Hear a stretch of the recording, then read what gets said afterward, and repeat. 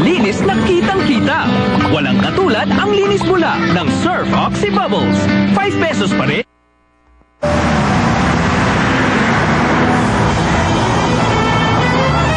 Buisit talagang hinahabol nila tayo.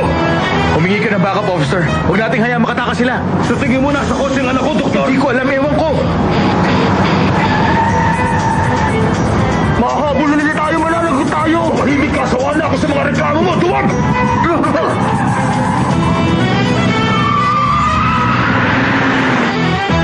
Dati, gusto ko maibalik ang aking paningin para maipagpatuloy kong pag-aaral ko sa physiotherapy at para makasama ang anak ko. At ang lalaking mahal ko, pero ngayon nakakalungkot dahil ang lahat ay basta na lang nawala. Hindi. Patuloy pa rin ang buhay, Miss Velarde. Marichuy, pakiusap, tawagin mo ako Marichuy. Okay. Salamat, Marichuy, pero sa isang kondisyon. Ano yun? Tawagin mo akong Reynaldo. Sige, Reynaldo, kung yun ang gusto mo. Pues bahala ka. Patuloy pa rin ang buhay ko at mas lalong dumarami ang pagkakataong makatulong sa ibang tao. Sa tingin ko matutulungan kita dyan. Paano? Meron akong isasadya sa'yo. Tumawag na ako ng backup, doktor. Parating na sila ngayon, pero pakiusap. Diyos ko, huwag mo silang hahayaang makawala.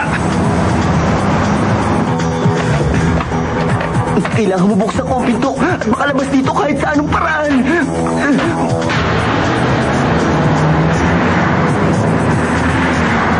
Lumungtag na tayo! Mahuli tayo dito!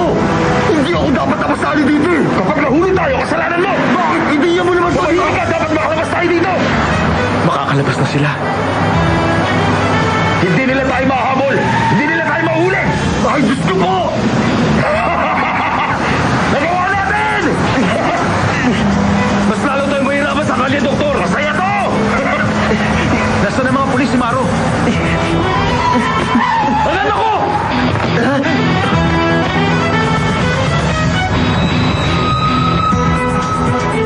Marichuy! Kumusta, Beatrice? Eto, mabuti. Marichuy. Kumusta? Kayong dalawa talagang sadya ko rito. Ganun ba?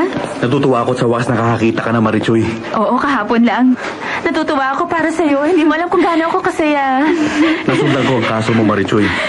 Pero pasensya ka na kung hindi ako nakakadalaw sa'yo. Nandito kami para ipacheck up si Edward dito kay Dr. Iturbe. Hindi ko alam ikaw ang doktor ni Edward dito. Ako nga. Pagkakataon nga naman. Tayo na. Titingnan ko ang bata at pagkatapos mag-usap tayo tungkol doon sa inaalok ko sa'yo.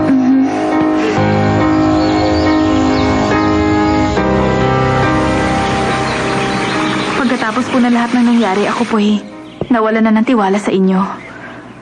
Alam namin ang aming ginawa, Marichoy. Pero kung mali yun ay dahil wala kaming iniisip kundi ikaw at ang ikabubuti mo. Alam ko po ilang beses ko na narinig yan. Pero ang punto, hindi ko na kaya tumira pa sa bahay na to. At ayokong tumira dito. Kung ganon, anong pinaplano mong gawin? Kahapon may nakita ako baleta sa iyong kwarto. Aalis ka na ba talaga? Opo, tama yan. Tinanggap ko ang trabahong inalok sa akin. Meron kasing bagong bukas na clinic si Dr. Reynaldo Iturbe sa Mexico City at nagdesisyon akong doon muna ako para tapusin ang pag-aaral ko para maging physical therapist. Mahal ko, ito ang iyong tahanan. Hindi mo na kailangan lumayo pa dito. Pakiusap, pag-isipan mo ito. Hahanap ako ng isang apartment para sa amin ni Juanito. Dito lang sa malapit sa inyo para hindi kayo mahiwalay sa aking anak dahil alam kong mahal na mahal niyo ang anak ko at ayokong malungkot kayo dahil nasa malayo siya at hindi niyo siya makakasama. Masakit sa amin ang malayo ka, Iha. Bakit kailangan mo umalis? Ayos ka naman dito. Kailangan kong umalis. Katulad ng sinabi ko kay Rafael kahapon, napapanahon na para ayusin ko ang aking buhay. Tutulong ako sa mga nangangailangan sa akin. Mamumuhay mag-isa kasama ang anak ko na siyang gagawin ko magmula sa araw na to.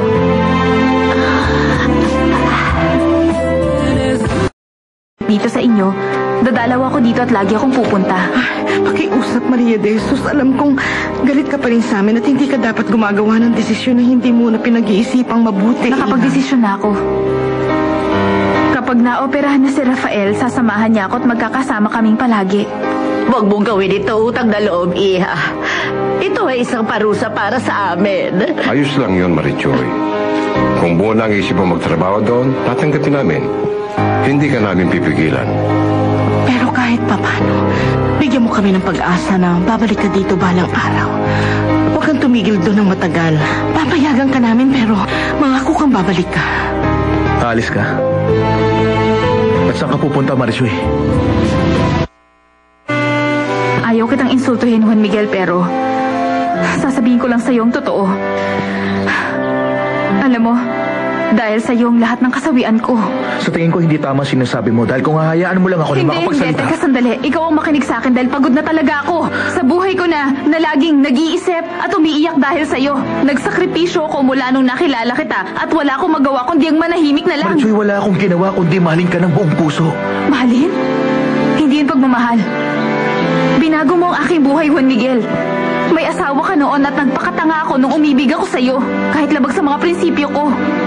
Alam mo, kinalimutan ko na ang aking nakaraan. Marichoy, ganun ang pag-ibig. Hindi natin to pinaplano. Kusa itong dumarating sa atin. Isinumpa ko ang lahat ng mga lalaki ng dahil sa'yo pero nagtagpo tayong muli. Unti-unti na sana nagbagong lahat sa buhay ko. Pero sayang, pinaghiwalay tayong muli tulad ng nangyari noon. At hindi ko na kailangan sabihin sa'yo kung papaano ako nagdusa sa iyong pagkawala. Alam mo kung ano? Alam mo kung bakit ako nasaktan? Dahil mahal mo ako. At nagdusa ka katulad ng pagdurusa ko ngayon dahil ayaw mong tanggapin ang katotohanan, Marichoy. At wala akong magawa. Tama ka, Juan Miguel. Wala kang magagawa.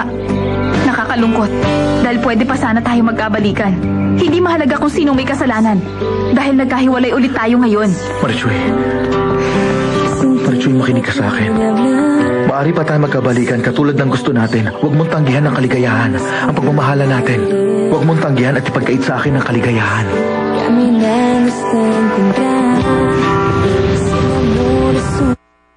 Hindi ako makapaniwala. Napakasakit mo magsalita, Marichoy. Pakiusap, matuto ka naman magpakumbaba. Ang sabihin mo, hindi mo gusto ang iyong mga naririnig. Di ba gusto mo makipag-usap sa akin? Nang seryoso at masinsinan? Pero hindi ka nagiging patas sa akin ngayon. Marichoy, mahal kita. Dumaan tayo sa mga pagsubok at sakripisyo. Pero dapat ang mga pagsubok na yun ay lalong nagpapalakas sa atin at pagsamahin tayong muli bilang mag-asawa. Mag-asawa? Pero paano mo naman nasabi mag-asawa tayong dalawa, Juan Miguel? Lalo na nung walang nakakaalam kung mabubuhay pa ako o hindi. Diba, nakipagsiping ka nun kay Ana Julia? O nakalimutan mo na yon? Marichoy, kasinungalingan yun. Ganun ba? Pero sa tingin ko yun ang katotohanan. Marichoy, inimbento lang ni Ana Julia ang lahat para paghiwalayin tayo. Hindi mo ba alam ang tungkol doon? Dapat alam mong noon pa man, niloloko ka na niya. Sige, sabihin mo, anong rason? Nang sa ganun, maniwala ko sa'yo at hindi sa kanya, Juan Miguel. Siya lang ang nagsasabi sa akin ng totoo sa lahat ng oras. Marichoy, sinusumpa ako sa ngalan ng pag-ibig ko sa'yo na kailanman hindi ko sinuwi si Ana Julia. Hindi ko kailanman sinabi sa kanya na interesado ako sa kanya. Maniwala ka, hindi ko siya mahal. Hindi ako interesado sa kanya. Higit sa lahat, hindi ko siya mahal. Totoong sinasabi ko, sumpaman, Marichoy. Sinasabi mo sa akin na hindi mo talaga siya minahal.